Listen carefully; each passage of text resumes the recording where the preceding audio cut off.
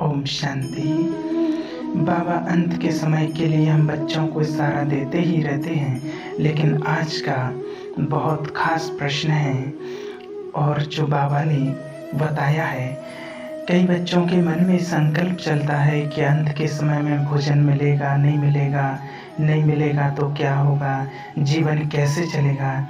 ऐसे बहुत सारे क्वेश्चन सभी के मन में चलते हैं।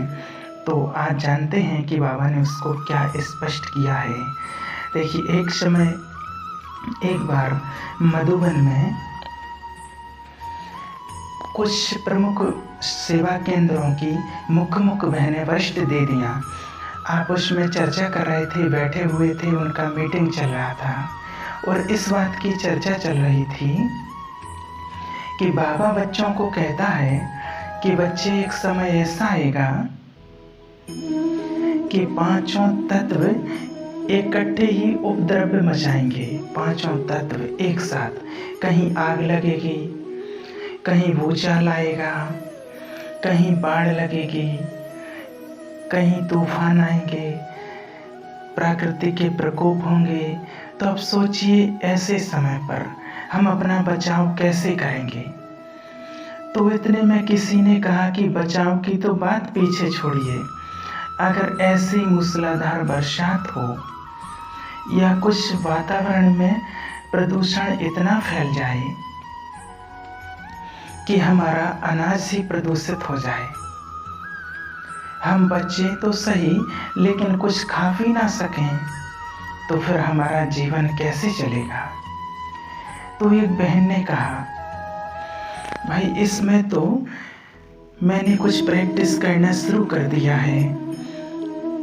तो वहाँ पर बहुत सारी बहनें दीदी लोग बैठे हुए थे और सब सुनने के लिए उत्सुक हो गए कि आपने क्या प्रैक्टिस कर दिया है, क्या खाना, क्या पीना, है ना, ये सब दूषित हो जाएगा और उस समय भी आपको खाने के लिए कुछ मिल सकेगा, या फिर आपने क्या प्रैक्टिस शुरू की है, वो प्रैक्टिस हम भी कर सकें।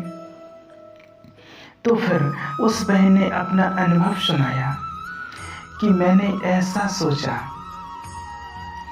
कि अगर खाने के लिए कुछ भी ना मिले, दूषित वातावरण के कारण हमारा अनाज विषैला हो जाएगा, उससे पूर्व हमें कुछ तैयारी करनी चाहिए। तो मैं कभी कभी एक टाइम खाना खाती हूँ, एक टाइम खाना नहीं खाती हूँ। किसी दिन सारा दिन मैं पानी नहीं पीती और कभी कभी सारा दिन कुछ नहीं खाती, ताकि ऐसे समय के लिए हम अपने को तैयार कर सकें। ऐसा ना हो कि अंत में जाने के समय में खाना पीना ना मिलने के कारण हम उसी चिंता और चिंतन में चोला त्याग दें। तो वो बहन कहती, मैंने इस प्रकार का अभ्यास करना शुरू किया है। अभी जहाँ दादी मीटिंग हॉल बना हुआ जो है, वहाँ पर मीटिंग चलती थी, चर्चा चल रही थी। तो इतने में वहाँ से गुलजार दादी जी आते हैं। तो सभी ने पूछा कि दादी जी, अगर आपके पास समय हो तो आप थोड़ा बैठ जाइए। तो दादी जी ने कहा कि क्या चर्चा हो रही है। तो फिर सभी बहनों ने कहा कि आप हमारी चर्चा को सुनिए। तो दादी जी वहीं पर बैठ गए। तो दादी जी को बहनों ने सुनाया कि अपनी ये बहन अपना पुरुषार्थ बता रही हैं और अंत समय के लिए जब जल दूषित हो जाएगा, भोजन विषैला हो जाए, खाने को भी कुछ दिन ना मिले, तो किस प्रकार हम इससे पूर्व कभी व्रत करना, कभी पानी ना पीना, ऐसी आदत डाल रहे हैं। तो दादी ने सारा सुना, बहुत लंबा है, बहुत डिटेल है, पूरा तो नहीं सुनाएंगे। तो दादी ने फिर फौरन बहुत मधुर शब्दों में कि मैं तो ऐसा नहीं समझती हूँ, दादी ने बोला। तो फिर सभी बहनों ने कहा कि दादी जी, आप जो समझते हैं आप वो बताइए। तो दादी जी ने उस समय कहा कि बाबा ने कहा, वो बाबा ने प्रैक्टिकल हम सभी ने देखा है। कई बार यज्ञ में ऐसा भी समय आया कि नाश्ते का सामान है लेकिन खाने का कुछ भी नहीं है। ऐसी बेगरी स्थिति थी, बेगरी पैड था, ऐसा समय था। तब भी बाबा ने बच्चों को भूखा नहीं रहने दिया। कभी ऐसा भी समय आया कि नाश्ते के लिए कुछ नहीं है, तब भी बाबा ने गुड़ में सोडा डाल करके, जो 1 किलो गुड़ और बहुत सारा माना 2-5 किलो हो जाए और उसका माना भार बढ़ जाता और माना इतना बड़ा दिखने लगता, तो वो बाबा ने बच्चों के लिए सोडा डाल के गुड़ में और बॉर्नवीटा कह करके खिलाया। लेकिन बच्चों को कभी बाबा ने भूखा नहीं रखा, कभी व्रत नहीं कराया। तो हम कैसे व्रत करते, अपनी कर्मेंद्रियों को कंट्रोल करेंगे? तो फिर दादी जी से पूछा कि हमें क्या प्रैक्टिस करना चाहिए। तो फिर दादी जी ने अपने अनुभव और बाबा की आज्ञा के अनुसार यही बात सुनाई कि ऐसे भयानक समय से आने से पूर्व हमें अपने अनासक्त वृत्ति का निर्माण करना चाहिए। अगर हमारे अंदर अनासक्त वृत्ति होती है, स्वाद लेकर के, रस के वशीभूत होकर के हम कुछ स्वीकार नहीं करते, परंतु जो शिव बाबा के यज्ञ से हमको मिला या भंडारे से हमको प्राप्त हुआ, वो इस शरीर के लिए उपयुक्त है, उतनी ही चीज शरीर को दे दीजिए। ऐसा नहीं कि आज तो पूड़ी बन गई है, रोज तो पूड़ी बनती नहीं, 2 की जगह चलो 4 खा लेते हैं, रोज थोड़ी खाते हैं। आज समोसे बने हैं, वैसे तो सबको 1-1 समोसा मिला है, क्यों नहीं हम 2 खा लेते हैं और 2 गुलाब जामुन भी खा लेते हैं। कल मीठा ज़्यादा नहीं खाएंगे, आज तो बन ही रहा है, आज खा लेते हैं। तो स्वाद के वशीभूत, आसक्ति के वशीभूत अगर हम कुछ स्वीकार करेंगे, तो जब ऐसा नाजुक समय आएगा, तो जिनके अंदर आसक्ति की भावना होगी, वहाँ सख्त आत्मा न होने के कारण आसक्तियाँ उन्हें परेशान करेंगी और ऐसी आत्माओं के विषैले अन्न के समय उनको भूखा रहने में और अन्न की याद में ही उन्हें प्राण त्यागने पड़ेंगे। इसलिए बहुत दिन पहले से अभ्यास करना है, तो अपनी अनासक्त वृत्ति का निर्माण करो। कुछ भी स्वीकार करना है, आसक्ति नहीं होनी चाहिए। और बाबा ने यज्ञ वत्सों को यज्ञ में इस प्रकार की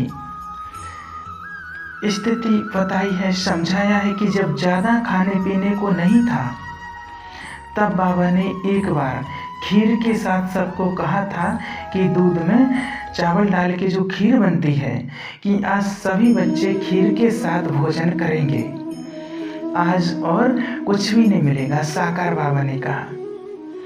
शाम की क्लास होती थी जब, उसमें बाबा अपने बच्चों की कचहरी करते थे और पूछते थे कि बच्चे सब सारा दिन अच्छे रूप से गुजरा,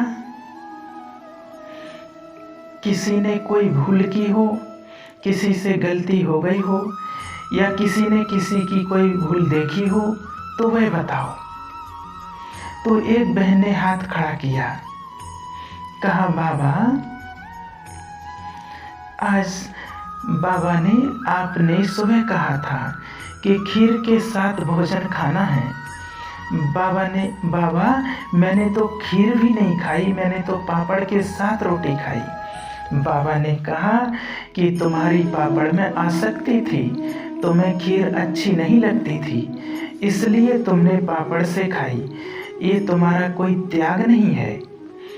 त्याग उसे कहा जाता है कि जब कोई चीज हमारे पास है और उसमें आसक्ति नहीं है, अनासक्त हैं और हम स्वीकार करते हैं।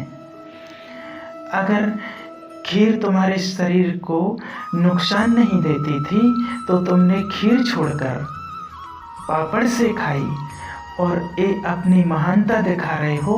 ये महानता नहीं होती है, महानता त्याग में है, महानता पदार्थ में नहीं होती है। तो बाबा हम बच्चों को कैसे अनासक्त रूप बच्चों का होना चाहिए ये बच्चों को सिखाता रहा। आज आप अपने आप से पूछो, जब नाश्ता खाते हो, खाना खाते हो, उस समय आपकी अनासक्त वृत्ति मधुबन में हो, अपने घर परिवार में हो, कहीं भी हो, अपनी अनासक्त वृत्ति होती है। कोई चीज़ आसक्ति नहीं होती है। कोई चीज़ में आसक्ति मुझे अच्छी लगती है, स्वादिष्ट लगती है, ऐसा समझकर कभी स्वीकार ना कीजिए। एक समय ऐसा आएगा खाने को कुछ नहीं मिलेगा, लेकिन जिन बच्चों में अनासक्त भावना होगी, बाबा उन बच्चों को गारंटी दी हुई है कि अंत तक भी उनकी किचन से दाल रोटी कभी कम नहीं होगी। उनको दाल रोटी जरूर मिलती रहेगी। ये कभी ना सोचना कि हम भूखे रह जाएंगे। यहाँ तक बाबा ने कहा था कि मैं बदन में बुलाकर भी अपने बच्चों का पेट भर दूंगा। मैं कभी बच्चों को भूखा नहीं रखूंगा। जो बच्चे बाबा की आज्ञा और श्रीमत के अनुसार चलते हैं, उन बच्चों को बाबा कभी भूखा नहीं रखेगा। अच्छा, ओम शांति।